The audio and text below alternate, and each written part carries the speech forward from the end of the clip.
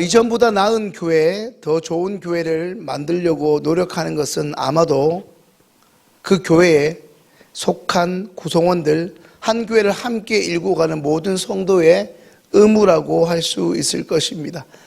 바울은 빌립보 교회 성도들에게 더 멋진 교회, 더 좋은 예수 공동체를 만들라고 강조합니다.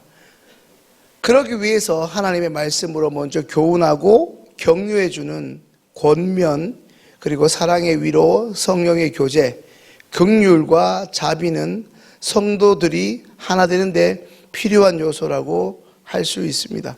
성도는 잘 아시는 대로 주님 한 분만 사랑해야 하며 주님을 위해 헌신하겠다는 같은 마음으로 하나 되기를 힘써야 합니다.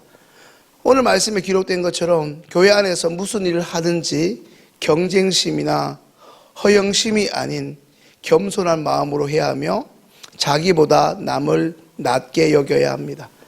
각자 주어진 일에 성실히 책임을 다하면서도 동시에 함께 구성원으로 살아가는 다른 사람들이 어떤 처지에 있는지 다른 사람의 일에도 관심을 기울일 수 있어야 합니다.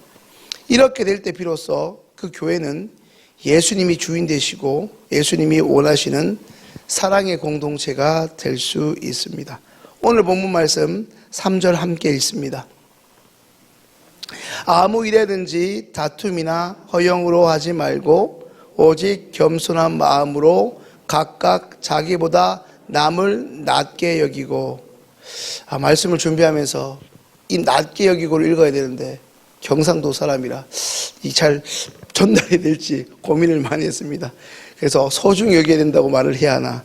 네, 낮게입니다. 낮게가 아니고 각각 자기보다 남을 낮게 여기고라는 사도 바울의 권면은 말이 쉽지 실제로 우리의 삶에서 다른 이들에게 실천하기 참 어려운 말씀입니다.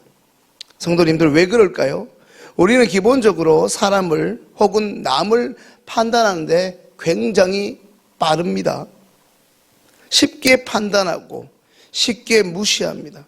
아무리 보아도 저 사람을, 죄송합니다, 저 인간을 존중할 구석이 없다는 생각이 마구 드는데 어떻게 낮게, 그리고 소중하게, 더 나아가 존귀하게 대할 수 있겠습니까? 이와 같은 상황에서의 답은 하나일 뿐입니다. 그리스도이신 우리 예수님을 본받는 것 외에는 없습니다. 다른 방법은 결코 존재할 수 없습니다. 방금 말씀드린 이 그리스도를 본받는다는 말은 다른 사람을 나보다 우월한 사람으로 판단하라는 말도 아닙니다. 가급적이면 그런 판단은 유보하는 것이 좋다는 것입니다. 생활 속에서 다른 사람을 쉽게 평가하고 함부로 판단하는 것 그 자체가 우리에게 너무나 익숙해진 습관이기에 결코 이것을 넘어서는 것은 쉽지 않습니다. 다른 사람 혹은 누군가에 대해서 이렇다 저렇다 최종적인 판단은 잠시 미루어 두고 일상생활에서 그 사람이 나보다 나은 대우를 받아야 할 사람으로 여기라는 말씀입니다. 무시하기는 쉽고 업신여기긴 쉽지만 그 사람이 어떻게 나보다 나은 사람일 수 있는가? 참 어려운 일입니다. 이와 같은 생각을 하고 상대방에 대한 판단을 멈추는 것만으로 이전과는 전혀 다른 변화되고 성숙한 우리의 모습을 마주하게 될 것입니다. 성도님들, 창세기에 나오는 가인의 모습을 한번 생각해 보십시오. 인류 최초의 형제 살인을 저지른 이 범죄는 동생 아벨이 형인 나보다 하나님께 더 인정받은 것을 견디지 못하여 발생한 결과가 아니었습니까?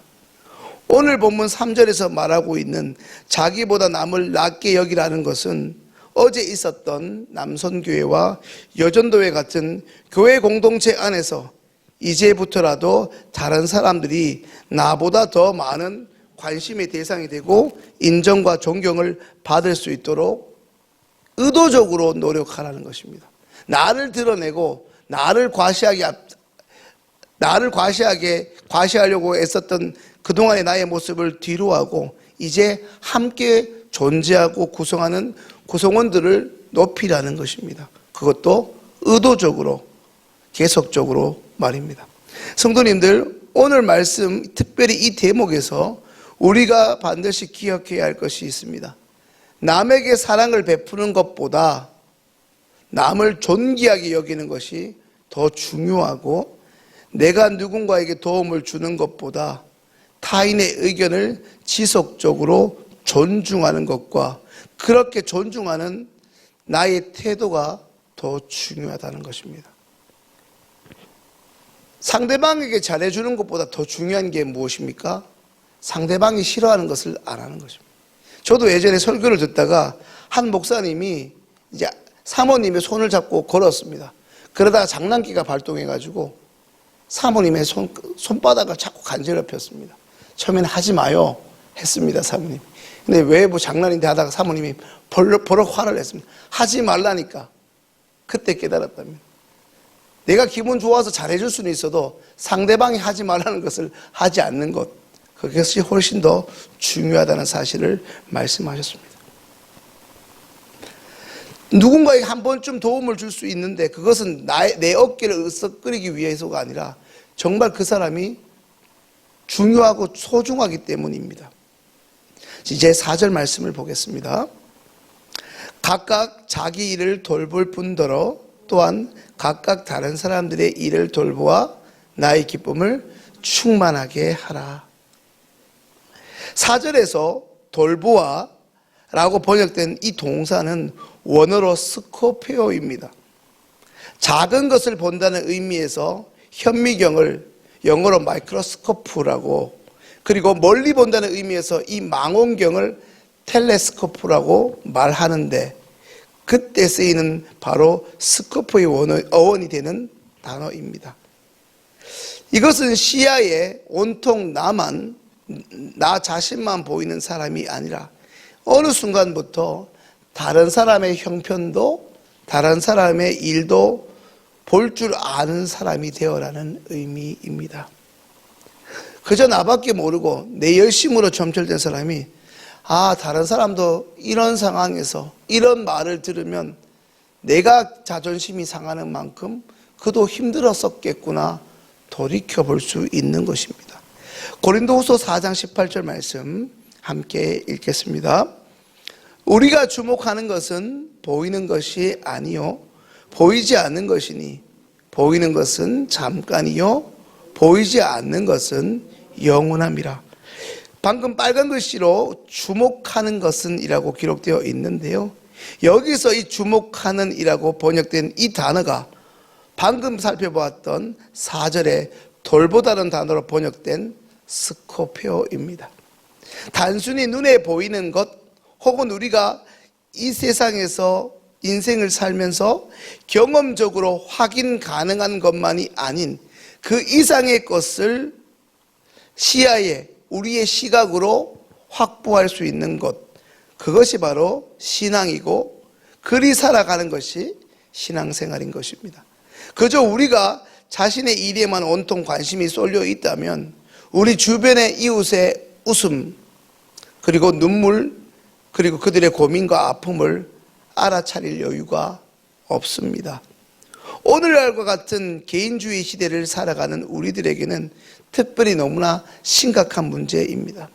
심지어 그것이 살을 맞대고 사랑하며 살아가는 한 가족 공동체 안에서 구성원들 간에 무슨 고민을 하는지, 어떤 아픔을 가진 채 살아가는지 알지 못하고 있다면 더 안타까운 일입니다.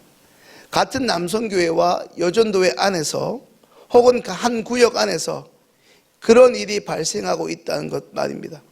사랑하는 시행의 성도님들, 우리의 관심은 지금 어디에 있습니까? 오늘 우리의 주된 관심이 이 새벽 기도를 마치 스탬프를 찍듯이 찍어서 40일 동안 출석을 완료해서 끝내 기도 응답을 받겠다는 그저 그 관심밖에 없지는 않지 않습니까? 우리의 기도를 들으시는, 우리의 일거수일투족에 관심이 많으신 주님의 관심에, 주님의 시선에, 주님의 눈물에, 주님이 우리를 통해 우리의 손과 발을 동원하여 돕기를 원하는 그 대상에게 우리의 관심은 있습니까? 우리의 관심은 늘 누구를 향해 열려 있습니까? 이 관심사를 잘 관리하는 것도 일종의 신앙생활, 특별히 영적 훈련임을 기억해야 합니다. 하나님이 우리에게 허락하신 물질과 시간을 잘 관리하는 것만으로도 내 관심을 필요로 하는 이들에게는 축복이 될 수 있음을 잊지 말아야 합니다. 언제부터 유행하고 있는 말이 감수성이라는 단어입니다. 들어보셨죠? 일평생 주님을 닮아가는 훈련을 해야 하는 우리 성도들에게 어쩌면 이 감수성을 개발하는 것은 그 어떤 것보다 중요한 영성 훈련이라 할 수 있습니다. 성도님들, 예수 그리스도를 닮아간다는 것은 동시대를 함께 살아가는 상대방과 혹은 이웃 혹은 함께 신앙생활을 하는 우리 성도들 간의 그 고민들에 민감한 사람이 된다는 뜻이기도 합니다.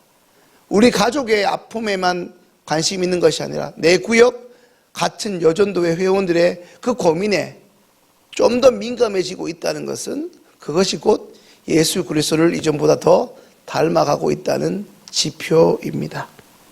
예수 그리스도의 공동체, 바로 우리 시흥교회 공동체는 서로 사랑하고 섬기는 삶을 통해 이러한 소위 영적 감수성을 개발해 나가야 합니다. 그렇게 하여 이전보다 더 성숙한 인격으로 세상을 돌보고 섬기는 공동체가 되어야 합니다. 우리는 바로 이 일을 위해 하나님으로부터 부르심을 받고 저 세상으로 보내심을 받은 사람들이기 때문입니다. 이번 한 주간도 나의 관심과 필요를 넘어서 우리 주변에 나의 도움을 필요로 하는 이들에게 우리의 시야가 이전보다 좀 더 활짝 열려져 있기를, 그들을 향하여 우리의 지갑이, 우리의 관심이, 우리의 두 손과 두 발이 자연스럽게 그들을 섬기는데 움직일 수 있기를 주님의 이름으로 축원합니다. 이제 주신 말씀을 가지고 함께 기도하겠습니다.